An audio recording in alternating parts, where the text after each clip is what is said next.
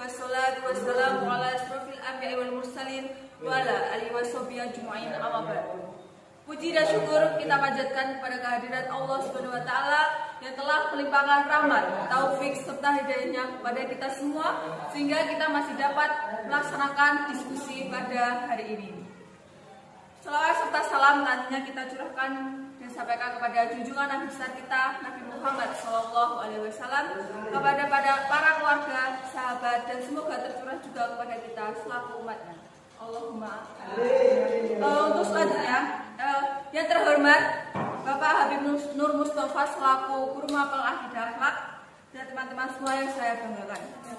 Pada kesempatan kali ini, saya Dinda Arineka Aprilia selaku moderator pada diskusi kelompok 5 yang akan membawakan diskusi dengan judul analisa kasus LGBT dalam kasusnya David Octavian yang berhasil keluar dari komunitas LGBT. Untuk yang pertama, saya akan menjelaskan mengenai susunan materi pada hari ini. Yang pertama nanti akan dijelaskan oleh narasumber 1, yaitu mengenai latar belakang dari bab 5. Kemudian dilanjutkan oleh narasumber 2 yang akan membahas mengenai rumusan masalah. Dilanjut lagi oleh narasumber 3 yang akan membahas mengenai pembahasan, dan selanjutnya hingga pada bab terakhir yaitu saran. Langsung saja tanpa menunda-nunda lagi, kita lanjutkan ke perkenalan narasumber 1 sampai narasumber 5. Narasumber 1 dan sebagai berikut teman saya. Saya narasumber 2 dari kelompok 5. Narasumber ketiga. Narasumber yang keempat. Baik, terima kasih. Setelah kita berkenalan dengan narasumber kita dari kelompok 5, selanjutnya kita akan membahas mengenai materi dari kelompok 5 ini. Kita awali dulu dengan latar belakang. Warahmatullahi wabarakatuh. Perkenankan, nama saya Nabila Bilqis Ainur Rahman, bisa dipanggil Bilqis, dari kelompok 5, narasumber 1. Nah, baik, hadirnya saya di sini ingin menjelaskan sedikit informasi tentang materi yang akan saya sampaikan kepada kalian semua. Dan hari ini yang ada di depan saya ini, materi yang ingin saya sampaikan itu merujuk pada LGBT tersebut. Sesuai latar belakang yang akan saya sampaikan, pada era globalisasi ini banyak fenomena-fenomena yang terjadi di Indonesia, dan fenomena itu merujuk pada LGBT. Dan tahukah kalian semua itu apa itu LGBT? Bukankah itu sedikit seperti sebutan atau singkatan dari kata-kata? Ya, betul apa yang kalian pikirkan. Bukan sebutan untuk kata-kata yang romantis atau kata-kata gaul yang sedang beredar di dunia maya ini. Tetapi untuk sedikit informasi yang sedikit sensitif ini, demi kalian saya ingin menjelaskan sedikit dan secara rinci apa itu LGBT.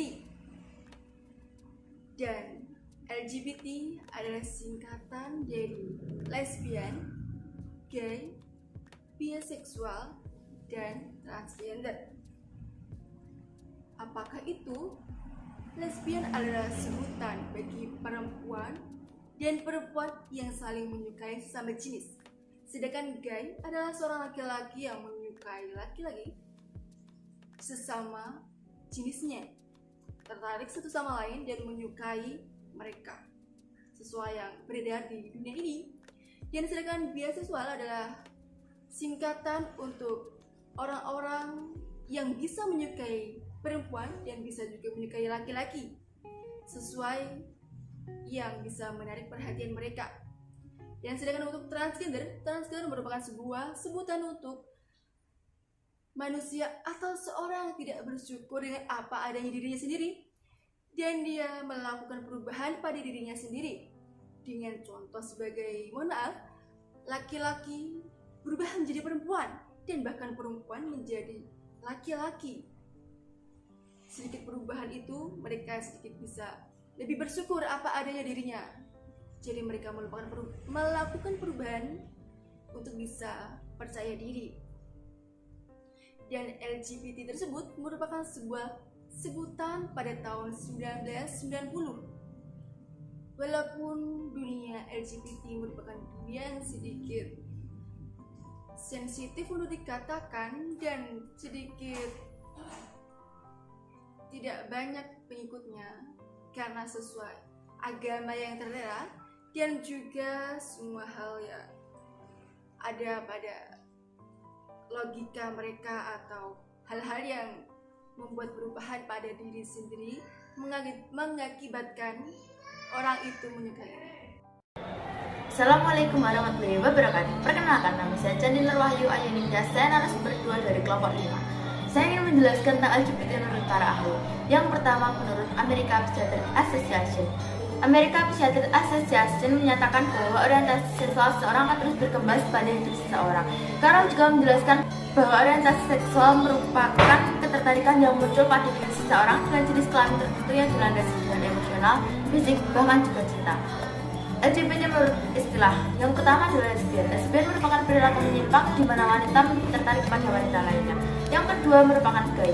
Gay merupakan perilaku menyimpang di mana seorang laki-laki tertarik pada laki-laki lainnya. Hal ini juga disebut dengan homoseksual. Yang ketiga adalah biseksual. Biseksual merupakan perilaku menyimpang di mana seseorang dapat menyukai dua gender sekaligus. Yang keempat adalah transgender. Transgender merupakan pergantian alat kelamin dikarenakan orang tersebut tidak menemukan jati dirinya sendiri. Yang kedua, menurut Carl Maria Carbini. Carbini merupakan sosok yang memunculkan istilah homoseksual pertama kalinya. Dia memberikan istilah itu untuk menjelaskan dalam 3 kategori, yaitu monoseksual, heteroseksual, dan heterogen. Yang ketiga adalah Epi. Epi juga menjelaskan bahwa orang dengan homoseksual akan mengalami penurunan fungsi otak. Penurunan fungsi otak inilah yang mempengaruhi orientasi seksual pada seseorang. Sekian dari saya. Wassalamualaikum warahmatullahi wabarakatuh. Yang kedua, analisa. Sebelumnya, analisa adalah mengamati suatu objek dengan cara mendeskripsikan komposisinya dan menyusun komponen-komponennya untuk dikaji dan dipelajari secara detail. Yang kedua, LGBT adalah lesbian, gay, biseksual, transgender atau transseksual. Istilah melarang keras hubungan atau perilaku menyukai sesama jenis atau homoseksual.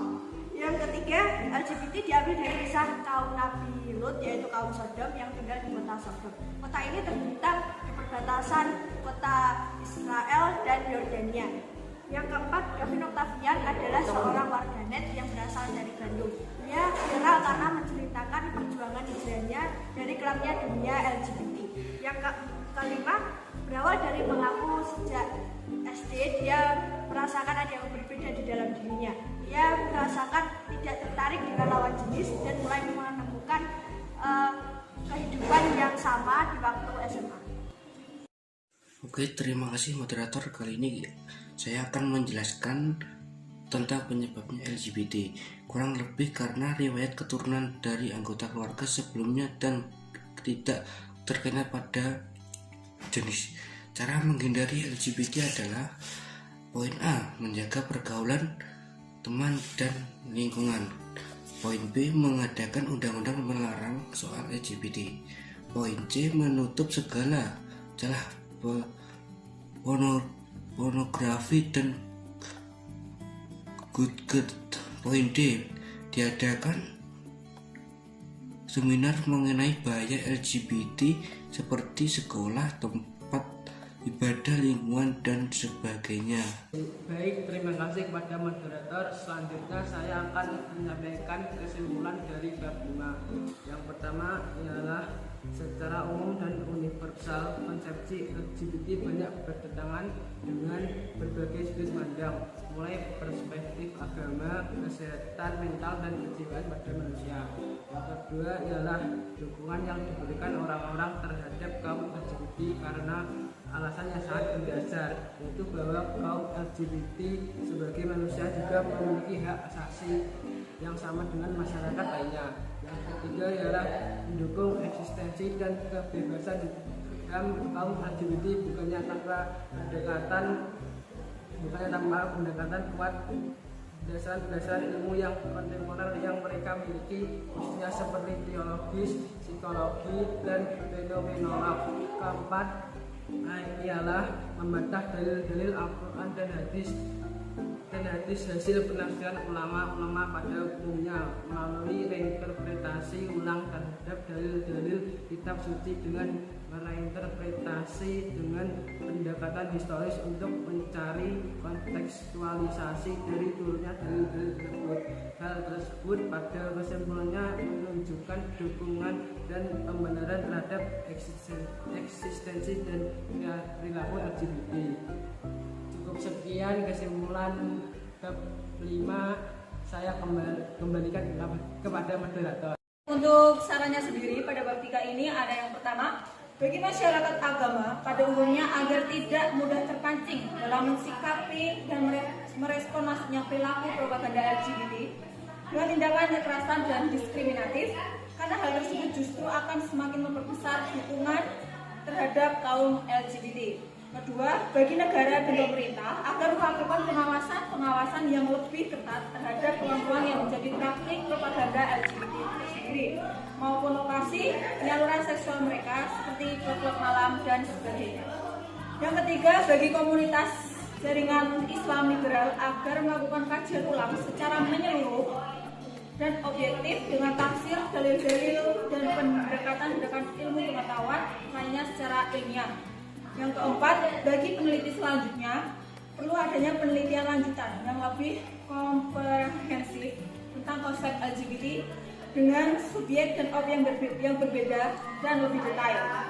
Penelitian berharap akan semakin jelas secara objektif konsep dari perilaku LGBT yang diteliti dari berbagai aspek atau perspektif. Nah, itu adalah saran dari kesimpulan dari diskusi hari ini. Dan semoga diskusi yang kita jalankan hari ini bisa berjalan dengan lancar. Dan semoga apa yang saya ucapkan, apa yang narasumber berikan kepada kalian, semoga itu bermanfaat. Untuk kurang lebihnya saya mohon maaf dan pamit undur diri. Saya Dinda Arena Aprilia selaku moderator pada diskusi hari ini. Pamit undur diri. Wassalamualaikum warahmatullahi wabarakatuh.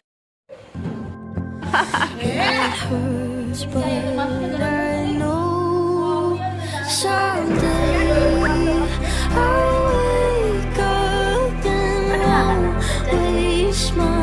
nama saya